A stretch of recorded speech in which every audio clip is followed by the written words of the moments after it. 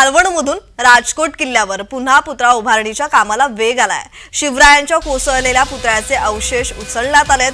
शासनाचे पुढील आदेश येईपर्यंत अवशेष जपून ठेवण्यात येणार असल्याची माहिती मिळतेय।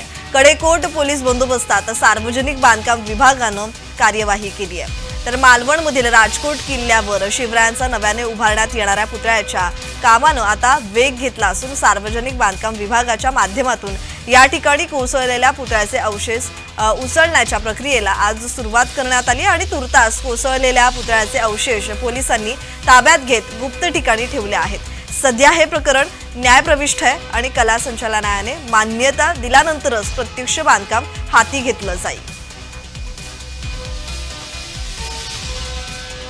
26 ऑगस्ट रोजी राजकोट येथील छत्रपती शिवाजी महाराजांचा पुतळा कोसळण्याची दुर्घटना घडली आणि त्यानंतर हा जो पुतळा कोसळला त्या ठिकाणी मी राजकोट येथे आहे आणि हा जो पुतळा कोसळला होता तिथले जे अवशेष आहेत ते पोलिसांनी हे अवशेष एकत्रित करून अज्ञात स्थळी ठेवलेले आहेत। हे सध्या प्रकरण आहे ते न्यायप्रविष्ट आहे।